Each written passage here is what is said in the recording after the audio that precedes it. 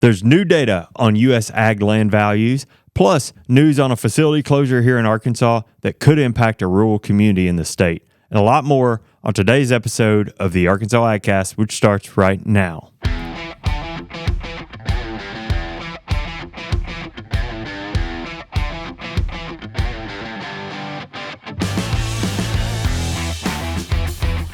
You're listening to the Arkansas AgCast, where we discuss the latest news, trends, and issues impacting Arkansas farmers and ranchers. Our show is brought to you by the Arkansas Farm Bureau Federation and hosted by Jason Brown and John Nickman. That's what I'm tired of the most. I send out a text message and I get 3 answers. A group of 18 people. This is an AgCast dedicated to John McMahon's grievances. My struggles in life, the struggles I create and put on myself. I was gonna say this is all self-inflicted here. Just trying to, entertain the masses, and the masses don't want to be entertained, I guess. I don't know what to tell you. I appreciate you. We are talking about Happy Thursday, everybody. We're talking about the Farm Bureau Fantasy Football League. You never know what we're going to talk about while we're waiting on the music to play. Today it was John's role as commissioner for Fantasy Football League. The league has grown so large. It has. That we have to have 2 leagues or whatever. Maybe. It's been talked about. Been discussed. One might argue it's out of control. It's definitely out of control. If we had 2 more people and made it 20, I could see 2 10-person leagues. Are you inviting our dear listeners? Maybe we can. Oh, that's it. You could win. It's employee based, and to keep that in the works. So don't put me on the spot. Yeah, he just got a call from legal. Yeah. Well. Oh man. Well, my biggest goal this year with the league is to get out of the basement. Yeah, you don't want to be like. Well, you were next. You won 2 games last year, didn't you? 2 games, huh? I like how somebody on our staff, we won't name any names, but our event director was like the most worried about the draft day. I'm like, come on, you've been in the bottom. And last year you won like 3 games. We've switched our draft format to an auction, right? Yeah. And some people are a little bit nervous about it. It's very complicated. Look, the people that are going to auto draft are still going to auto draft, and that's just amen, baby. There's one on camera right now. It's not me, but I will say, I have not auto drafted in the last 2 years, and it's not worked out for you. And it has not made a difference in how terrible I am. I won one.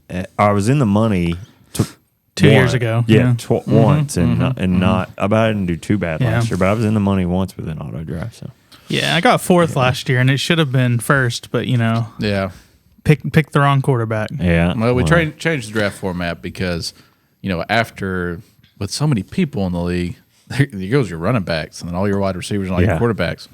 So if you do not draft a good team this year, it is not the draft format's fault. It's your own fault. You're not spending the money. Look here. Monopoly money. Or spending the money. An 18-team league is almost undoable. No, it's a little bit wild. we did took out the tight end spot, and we knocked our bench down to 3 players. So it'll be a much smaller team, and there should be more people available. Yeah, that waiver wire is going to be waiver active. wire. Yeah. All right, all that to say, it's August 8th, and football is around the corner. Yeah, the Razorbacks play the 29th. Yeah, Labor Day kind of falls a weird time this year, so it is going to push kickoff into August rather than September because of the way it falls. I'm just not a fan of Thursday night games. Yeah. I don't know. I think the goal is the powers that be are trying to get football on as many nights as possible. It's all about TV. Yeah, it just stinks whenever a game goes until 11 o'clock on a work night. Yeah. Oh, for sure. Well, I'm probably giving up at that point. I'm not watching. I got to get my beauty rest. Y'all know that. Well, that happened a few times watching the Razorbacks last year. So yeah. You don't get beauty rest after watching the Razorbacks. Yeah, it looks like there's a frustrated. You get a few extra wrinkles as you're sleeping, dreaming of why did they do that? You ought to try watching the Red Wolves then. There's a few games on the 24th. It looks like these kind of special games, and then the 29th brings in a few more games. 30th and then Saturday. Okay. So anyway, there you go. Also, August the 8th is special for another reason. Do you have any idea why? It's the day after the 7th. It is the day after the 7th, but he's messing with you. It's happy birthday, Matthew. I'm an old man. How are you? I feel my bones creaking. You're the youngest person in the room. Yeah, exactly. By years of life, but maybe not by spirit. That's fair. That's fair. My soul might be older than He does you both combined. He does have a speed on that. Matthew, you're born in 1996. Yep. Some would say the greatest year ever. Some will say certainly a fantastic year for music. I won't get into that. We can talk about that offline if you want. But I did think it would be fun to pull a few happenings and goings on from 1996. Some of these feel like they were designed for you. I'll let you guess which ones. But we are. I guess we're wrapping up the Olympics right now. Did you just read one of these? I did. Okay. Your face. Yeah, I wish I we have to go back and zoom into that.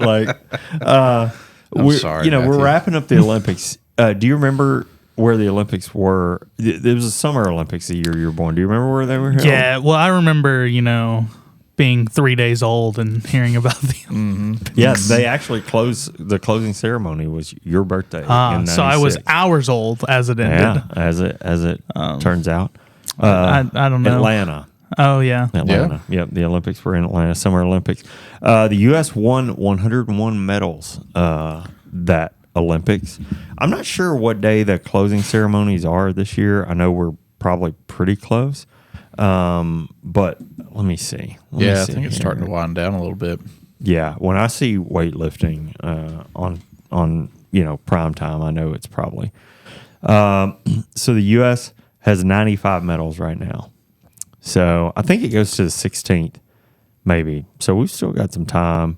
But yeah, so back then in 96, we won 101 medals. Here's one. Game of Thrones book was released by George R.R. Martin in and he still hasn't finished them. No. Yeah. So that's something you guys are welcome to conversate about, but I'm no help. You don't watch Game of Thrones? No. I haven't seen the new season. He hasn't even seen Lord of the Rings. Yeah, we know that. That's true. If he had seen Game of Thrones and not Lord of the Rings, I would respect him less. So I actually we're in a good place of okay. If you told me you didn't like the Lord of the Rings, but you liked Game of Thrones, yes, I would definitely. Yeah. Okay. All right. That's fair. The most popular movies, according to the internet, in 1996, in no particular order: Jerry Maguire, Show Me the Money, Independence Day, Mission Impossible. Lots of Tom Cruise so far. Yeah. And Twister. Man, that is an iconic Twister. movie. Yeah. Well, what's interesting is in theaters now is a reboot of Twister. Yeah, if you go back and 28 watch years later. Twister, though, the technology and movie making, specifically tornadoes, was not very good. No. Yeah. At the time, it was amazing. Yeah. Yeah. I do. That was a movie that we watched a lot growing up, and I think it did create some innate fear of tornadoes in me. Oh, never should have watched it, arguably. It may show my interest in life and how healthy I am, but the steak and egg, breakfast or lunch they had right before that tornado hit. Yeah. I just was like, man, the steak looks amazing. That's what drew you in? Yeah. Oh, that's funny. I'm a big fan of steak and eggs. Arkansas and Bill Paxton, right? He was he starred in that movie, as did Philip Seymour Hoffman. Both those guys are no longer with us. Yep. Both great actors. But yeah, let me see what else. The number one song on Billboard, which has to be what his face is about, I wish we could play this license. I really wish we could play this. I don't know. I don't know what was big in the 90s that was actually popular. I had no idea this was when this You'll song know it came out. when we tell Nor you. did I care to know. It comes with a dance. It comes with a dance. I don't know. An organized dance. Yeah. Cotton Eye Joe. No. Probably close. I mean, It's kind of similar category. yeah. The Macarena. Yeah, that's The what you're going to be number known one for song. from now on. Now that's a sad trombone moment there.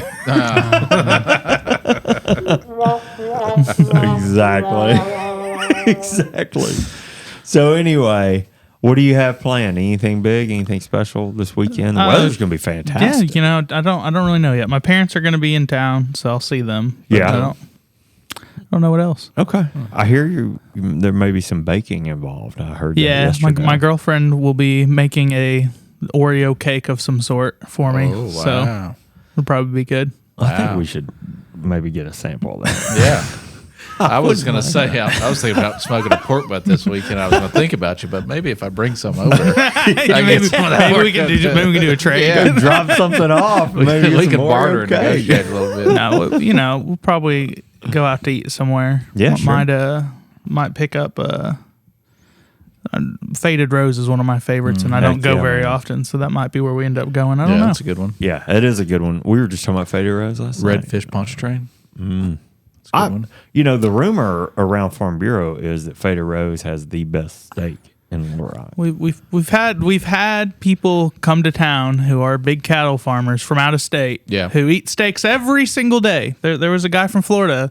He ran 2,000 head of cattle, eats steak literally every single day, one for one of his meals. Yeah. And he ate the steak at Faded Rose. I think he got the ribeye. Yeah. And he said it was the best steak he'd ever eaten in his life. Oh, wow. I've never gotten the steak there. Their steak, incredible. Uh-huh. But it's because of the sauce, the lemon butter sauce they make, do. Yeah. So, Okay. I also am thinking about cooking barbecue this weekend. All right, what are you it's just gonna do? been so daggum hot. Yeah. That it's been too hot to cook. I grilled some chicken outside. thighs the other day, and it was hot. Yeah, I've done some chicken thighs a few times. I usually do those on Sunday for like my lunch for the week. But I haven't even done that I've lately. just really been craving a pulled pork sandwich with sauce and slaw. Pork shoulder is what I have thought about doing too, just because it's a long cook. I'll be home. The weather's nice. Like and that I can split that up and share it. Yep. So anyway, the temperature I feel like is going to make me want to actually get out and do some yard work. I've kind of been neglecting it the last 2 weeks because when it's 101 outside, pulling the weed eater out doesn't sound like much fun. Right, that's right. Little Tone's been helping me water the yard this week. Oh, nice. Gotten a real big kick out of carrying the sprinkler. Heck yeah, buddy. Heck yeah. Well, speaking of good weather and being outside, we talked about it last week, but the Hope Watermelon Festival is this weekend too. I think it actually starts today and runs through Saturday. I think we maybe maybe Chad put something together for the Hope Watermelon Festival. Yeah, our other podcast, Agriculture. Yeah. We put an episode out on the Hope Watermelon Festival. Yeah, so you can check that out. Listen to that on Apple Podcasts or wherever you get your podcasts. A lot of action down there, including the seed spitting competition, all that good stuff. So if you're looking for something to do this weekend, take a little ride down to Hope and hit up the Watermelon Festival down there. Oh, also this weekend, Max Prairie Wings have their fall festival. You get 10.5% off. I don't know exactly what all falls under that, but that is one of our membership benefits, right? It is. So you could get a pretty steep discount this weekend if you make it down to Stuttgart. No, I don't want to be negative, but calling something a fall festival August 10th is a little it's silly. A warm fall. Yeah, I guess what it's a prep for fall. Yeah. You're prepping for duck season. You're prepping to get things going. Well, and I was gonna say, if you're dove hunting, you want to go ahead and get some stuff. But I hear you. The fall festival's a little like we were talking about this morning in the PR hallway. It's like, don't get fooled by this false fall. Yeah, don't pull your sweaters out. You know what's going to happen. Don't be tempted. Anthony's birthday's in September, and my wife asked me what we should do. I was like, it's still going to be hot. Yeah. September is still summer around so let's here. have it in the morning while it's still cool. Yeah, exactly. So, All right. Well, hey, before we get in the news, just a little bit of crop progress and quality, speaking of weather and all that good stuff. Corn quality is at 76% good to excellent this week, holding steady over the last couple of weeks. 38% of the corn crops matured. Rice quality is at 79%. That's down a little since last week. 86% of the crop is headed out. Looks like the California crop is faring a little bit better on that quality rating than Arkansas, but we're still doing really well. Soybeans are at 73% good to excellent, a little improvement over last week. 12% coloring. I think that was 8% last week. So still kind of hard to believe that we've seen that much beans changing at this time of year. And I will note this. I went through and looked at crop quality and progress for the entire country. Yeah. And soybeans, we're leading the nation in soybean quality right now. Good. According to USDA reporting. Cotton quality is at 74% in the state, good to excellent. Some improvement over the last few weeks, so that's good to see. 91% of the crop setting bolls, 13% has bolls opening. Peanut quality is 87% good to excellent, holding steady there. Vegetable quality is about 49% good to excellent. That continues to downgrade over the last several weeks. And then pasture quality is 59% good to excellent. Some downgrading over the last week as well. So we'll continue keeping an eye on crop quality progress as the season rolls on, and there's bound to be combines in the field. Yeah, I think I've heard of rice hitting some. I've heard a little bit of rice. You mentioned something last week. I've seen some pictures of some beans. Yeah, beans. Probably dry land if I had to guess. Yeah. But on our way to McGee for lunch the other day for a PD meeting, we did see somebody. It kind of looked like they were cutting corn for a sample. To check moisture levels, but. It's getting close out there. I just spent the last week on the road, a lot of time in the Delta. I actually heard a farmer tell me that his crop consultant's telling him cotton will be running before the end of August. Really? Which is wild. That's well, we were not wrong last week when we were amazed by that. I would imagine that Northeast Arkansas is going to hit, their harvest is going to hit first. But there's some rice in different parts of the state that I think is going to be ready pretty quickly. Within the next week, if not already in it. Seen fields getting drained and levees getting busted, so it's going. That's crazy. But I will also say, I saw for the first time in my life 8-foot tall cotton. What? Saw a cotton tree? Yeah, I saw a cotton tree. Yeah, there was just a corner of this field I drove beside, and I literally I was in my truck looking up at the top. I was like, how tall is that? And I got out, and it was above me. And I'm 6'1", and I was just like, what is this? So they spray or apply a growth inhibitor. Is that the right word? Just slow. I don't know if it's PIX or what it's called, but it literally stops the cotton plant from growing. If not, it will literally grow. Yeah, it's a tree. Cotton is a tree, so it's I forget what they call it. So they must have just missed that corner. Yeah, they missed that corner. But it was for me, someone from the hills. I've never seen cotton that tall. I've never seen one get that tall either. But it was wild. That's pretty funny. I thought you were talking about a cottonwood tree or something. No, I mean, cotton is a tree. Cotton tree. Yeah. Bill Robertson taught me that. You want to get some news? Man, he looked good at O&L. I told him that too, Bill Robertson. Yeah. I think retirement's good for him. Yeah, no doubt about it. Anyway, all right, you want to get into some news here? I want to switch over to the forestry industry. Okay. Ooh, we don't talk about that very much. We were talking about trees. Away from the cotton tree industry. I guess you're right. It's kind of a tree. Well, as we all know, the forestry industry is a tough one to make a living in, and it may have just gotten a little harder, especially for those communities in the state that depend on it. My hometown paper, the Stuttgart Daily Leader, published an article highlighting the closing of AHF Products' solid hardwood flooring manufacturing facility in Warren, Arkansas, which is more or less a mill. More specifically, the article speaks on economic analyst Rebecca Montgomery's report on the impact this will have on the community in the state's gross domestic product, or GDP. Montgomery is an economic analyst for the University of Arkansas's Agricultural Experiment Station and the University of Arkansas's Forest Resource Center and the Arkansas Center for Forest Business, which Farm Bureau played a hand in trying to make that. I remember that. Get funding for that center. Yeah. They've done a lot of good work since. But anyways, the Warren facility will officially close its doors September 27th.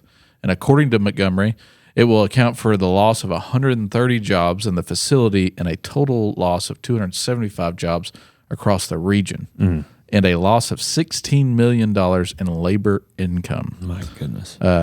In addition, county tax revenues will also fall by $350,000, and the state tax revenue will fall by $1.6 million. Another alarming number Montgomery reported was Arkansas's GDP will fall by $36 million just with this facility closing. And like the three, I'm not sure what Bradley County is bringing in on sales tax revenue, but I would imagine $350,000 is going to be a huge hit. Yeah. There was a little optimism in the announcement of the closing. There was a little optimism in the announcement of the closing. AHF plans to retain ownership of the facility, and if conditions improve, they would like to restart operations one day. However, AHF Products President and CEO Brian Carson was quoted saying, "We do not foresee this happening soon." The Mountville, Pennsylvania company will consolidate its hardwood flooring manufacturing at its plants in Berryville, West Virginia, and West Plains, Missouri. If you would like to read Montgomery's full report or look into more information about the forestry industry and what its impacts are in Arkansas, just please visit afrc.uada.edu, or you can probably Google the Arkansas Center for Forest Business, which is also located at UAM in Monticello.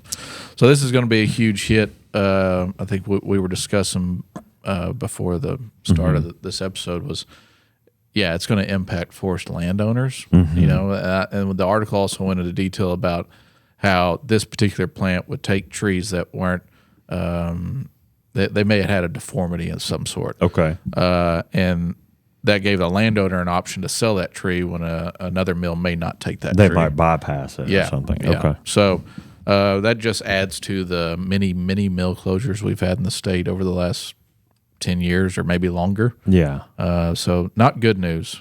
No. I mean, especially for one of the biggest contributors to our economy here in the state. Yeah, no doubt.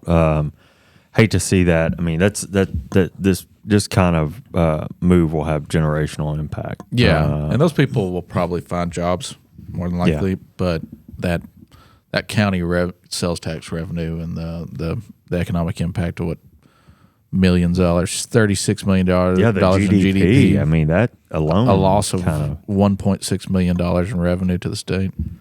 That's just whatever. You know, that's terrible. Yeah, it's awful. So anyway, I'm glad you brought that. Obviously, it can impact forestry landowners, but just that community as a whole, much more. Well, there's new data out on U.S. ag land values and cash rent levels, and American Farm Bureau's Market Intel has all the data. Agricultural land values increased by $200 an acre over the last year, according to USDA's National Agricultural Statistics Service. The Land Values 2024 Summary Report released earlier this month shows a 5% increase in land value. This is on average across the U.S., climbing to an average of $4,170 per acre. Wow. This follows a nearly 7% increase between 22 and 23 and marks the fourth consecutive increase in agricultural land values. The bright side, if you want to call it that, is that these increases are still less than the nearly 12% jump between 21 and 22, which was the largest change since 2006 when that happened. When values in 2006, values increased 14% over 2005. Cash rent values for cropland were up 3.2% to a record $160 per acre, and up 3.3% to $15.50 per acre for pasture land. Wow. Now, I want to be clear, these are all still national average numbers. We're going to hit the Arkansas numbers here in a second. It's important to note that ag land values vary significantly throughout the country. No news to our audience, with the highest real estate values concentrated in areas producing high-value crops, such as wine grapes and tree nuts in California. Cropland values typically are based on how profitable farming the land is expected to be in the long term. So part of this increase can be linked to the lingering effects of high commodity prices in 2021 and 2022, and expectations of the return from productive land in row crop heavy heartland states. However, this effect is cooled significantly as commodity prices recede. High interest rates have raised the cost of borrowing for farmers, dampening the demand for ag land and helping slow the rate of increase in land values as compared to previous years. In addition to factors like government program incentives for taking highly erodible and environmentally sensitive land out of production, some contributing causes of rising land values are competing land use interests. We see this here in Arkansas. Yep. Could include urban and suburban sprawl or solar power installations, for instance, and increased investment demand for farmland because it can be a safer return on investment during an extended period of inflation. Yeah. So a lot of people interested in farmland for one reason or another driving this. Yeah. Arkansas currently sits at $60 an acre, lower than the national average, and that would be $4,110 an acre, which is the third highest when compared to neighboring states, every state that touches Arkansas. Arkansas's ag land values increased 5% from 2023. So we followed that national average trend, according to the report. Florida takes the crown for the SEC states, though, with a 13% increase at, get this, $8,300 per acre average. That's an average. Average. With Tennessee coming in second at 11% higher this year over last at $5,710 an acre. Wow. Okay. Put things in perspective there. Arkansas cropland cash rent also increased with a 6% jump over last year, averaging at $126 an acre, still lower than that $160 average. Yeah. In a continued period of heightened input costs, further exacerbated by inflationary pressures, high rent and land costs are yet another hurdle for farmers and ranchers. This is kind of summarizing here. Yep. Working to produce more crops and raise more livestock. USDA's Economic Research Service will be releasing updated forecasts for 24 net farm income on September the 5th, which will almost certainly show lower returns for most crops in 2024 than were previously projected. So a lot to impact there. The idea is land's getting more expensive to buy or rent. Yeah. And those are averages. So that means there's a price higher and lower than that. Sure. Yeah. But I'm always interested to see, like, what's the highest, you know? And, Yeah. But you mentioned it earlier in the article as wine grapes. You know, imagine those vineyards, how expensive that is per acre if you're trying to buy one of those properties. Yeah. Well, I'm thinking about, you know, from an Arkansas perspective, not to pick on or point out anybody in particular, but I'm thinking with the population growth that we're all familiar with reading about in Benton County, when you think about this, one of the causes that AFBF pointed out, urban sprawl, you got to think Benton County is seeing a lot of this. Oh yeah, maybe more so than other areas of the value of your property has gone up exponentially, but at the same time, it's like, well, I don't want to sell to take it out of production, you know. And equally in the Delta, we're seeing so many solar installations go in. You know, somebody, I swear, I don't see anybody. You know, at O&L, I bet 4 or 5 people ask me about that. Yeah, you know, well, they're offering crazy high, acre rents. You know, but it's a long. I'm not going to get into that. Yeah, I know it. So. Anyway, all right. Well, you want to take a short break and hear about how you can keep rural roads safe in Arkansas? Let's do it. Arkansas farmers and ranchers work 7 days a week.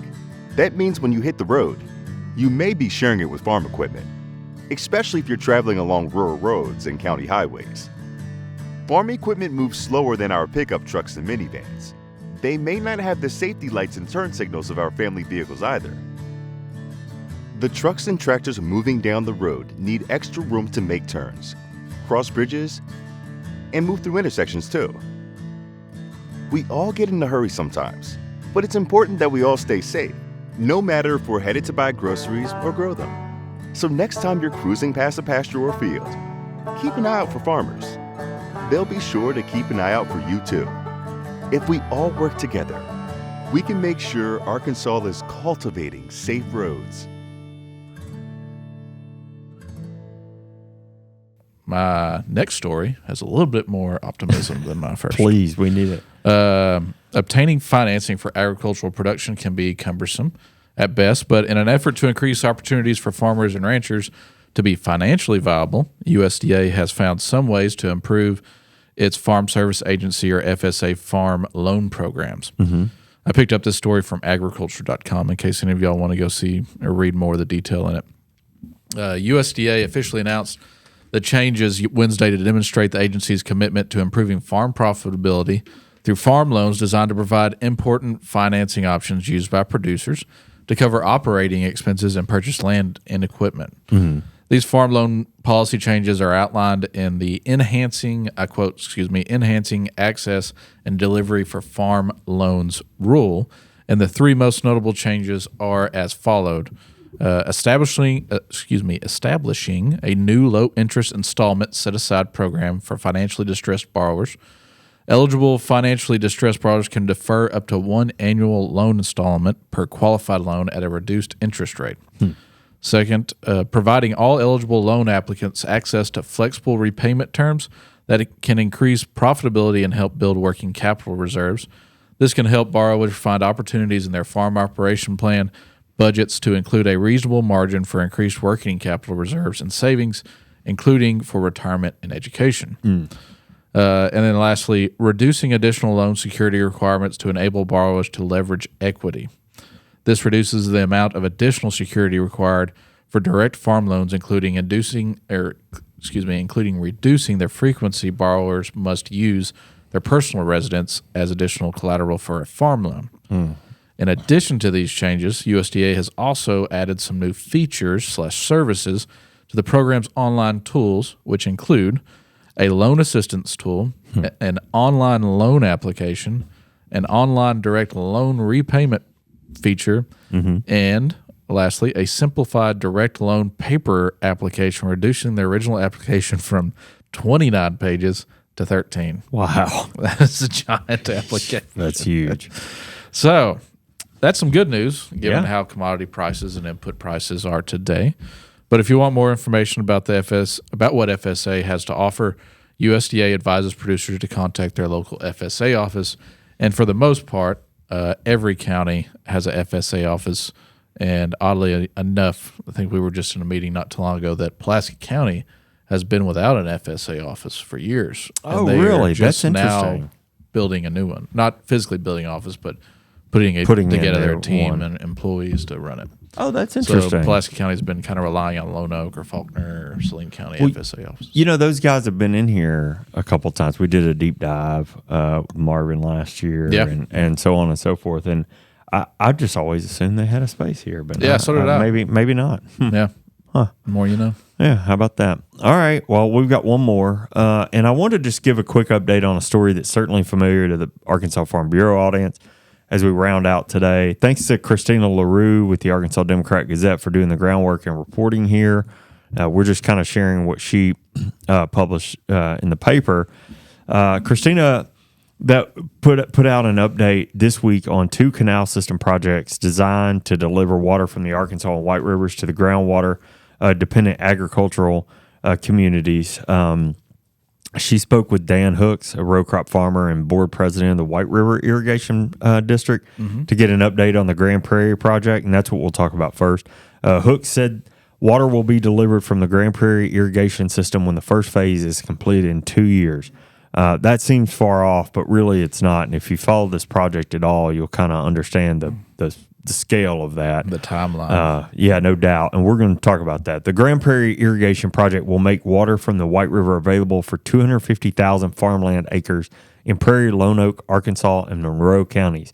The project will be completed in 6 phases. The first phase is nearly completed, and work should begin soon on the second. According to Christina's reporting, phase 1 of the project, which is 12 miles of the primary irrigation distribution canal, was initially scheduled to be completed by next year, but project delays have extended the deadline. The first 7 miles of phase 1 are completed, according to Dennis Carmen, Grand Prairie Irrigation Project Director and Chief Engineer. Dennis Carmen, the project has has a fully funded contract. This was news to me with Entergy for a power substation to operate the pump station that will be quote unquote hot by spring of 25. Editorial note. Again, if you follow this project at all, you know that the power and the pumping station have been a source of question for some time. I've been through that facility. It's going to take a lot of power. Yeah. The Biomeda project is a bit different with a purpose of preserving wildlife habitats, drainage, and flood risk reduction and conservation of groundwater through delivery of surface water while helping remove excess water from the Arkansas Game and Fish Commission's Biomeda wildlife management area. Edward Swaim, executive director of the Biomeda Water Management District, said one big difference in their project will be water movement and how that's done. This project will utilize a combination of canals and some of the natural streams in the area to move stormwater and irrigation water to farmers. He said water will flow when the Corps completes a 3-mile segment of the main canal to link the existing canal to Indian Bayou. The Corps is expected to award that canal construction contract next year. The Biomeda project broke ground in 2010 with the construction of 2 pump stations that were completed in 2015.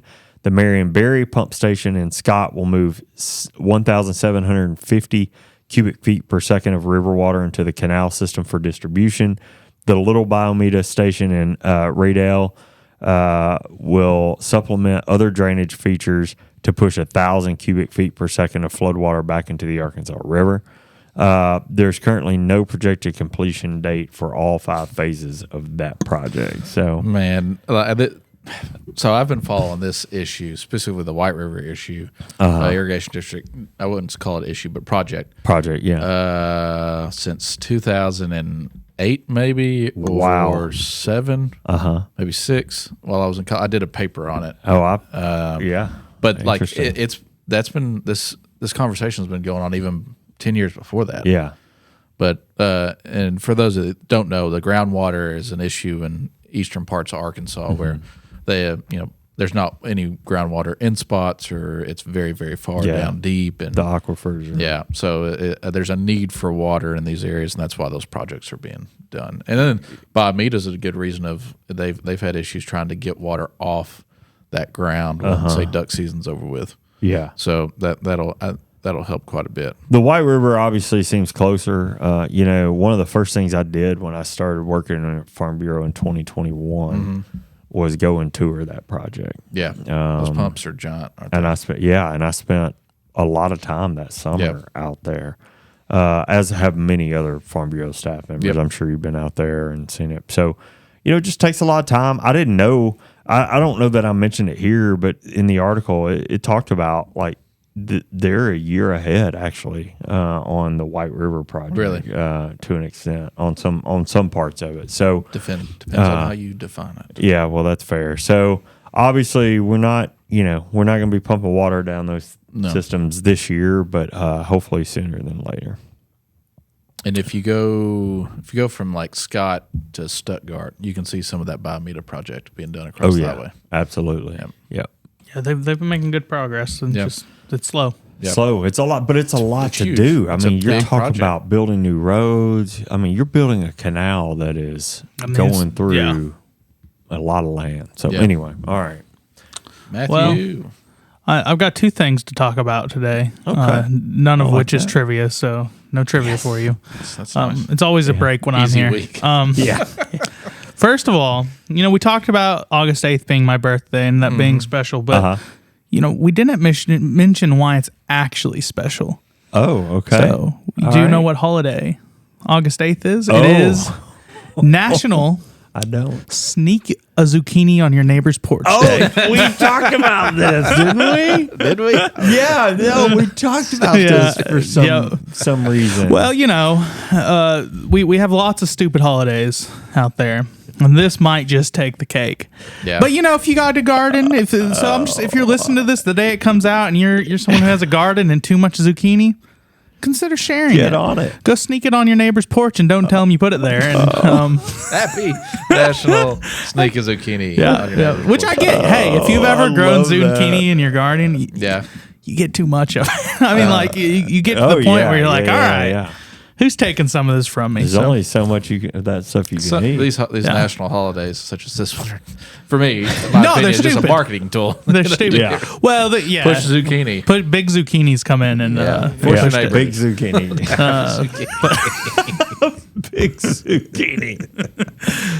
But we need their budget. Yeah, right, right. Podcast needs to look into getting some zucchini ads rolling. Yeah, something. My goodness. Eat your specialty crops. But That's talking funny. about gardens and stuff like that, I did finally have the chance. I talked about them before on this podcast. I think actually I talked about them the week before I went. Mm-hmm. I got to the opportunity to go out to Preston Rose Bistro there in Clarksville to do a story on. We're going to be doing a magazine article and a video and some other stuff on them. But what'd you eat? I had a whole 4-course meal. I went big. Nice. Look, I'm writing an article about it, so I felt like I needed to experience it. Yeah. But Liz and Mike Preston out there, they've got a really cool operation going. They had that place down in Paris, the brewery and kind of farm stand kind of thing set up where you could go to, but they've now moved into Clarksville and really cool place. They change their menu every month, so I'll tell you what I had, but it'll be different by the time you go if you get a chance to go. But Clarksville, known for peaches, and so the Peach Festival was going on while I was there actually, and so nice. Everything on their menu had peaches in it. So I had a albacore dip that was cream cheese and albacore, all gotten from small farmers, not local to Arkansas, but small farmers across the U.S., people they've made relationships with. Yep. Including the albacore farmer was someone they knew from California that has a small fishing boat and sustainably catches albacore out in the ocean and cans it and sells it. But the interesting thing about that dish was it came with, instead of like a pita or something to dip in it, they do bagels there. Their own fresh bagels, because they moved to small town Arkansas and said, man, we miss bagels. We miss really good bagels. So they started making them. And so they serve like little mini bagels? Well, no, it's a bagel that's been sliced. Yeah. But the bagel that they served with it when I was there was a peach bagel. Ooh. It was very interesting. Good flavor. Had a salad there. And I think the best compliment I can ever give a salad is it tasted like it came out of the garden that morning. Oh, that is a good It tasted like summer. It was a very, very, very good salad. They raise a lot of their own vegetables, but they also buy locally from other people. We're getting close to lunch. You're making me hungry. Yeah. And notably, there was peaches on it, and they do get a lot of their peaches from our buddy Mark Morgan. Oh, yeah. So, I was going to ask. So they get some from the Conway area, too, but majorly they get them from Mark when he's got some in season. Yeah, he's got good peaches. And then for dinner, I had a barbecued kind of smoked pulled pork. You just live there for the day? Yeah, basically. I hung out there for like 4 hours. They were sick of me by the time I left. That's funny.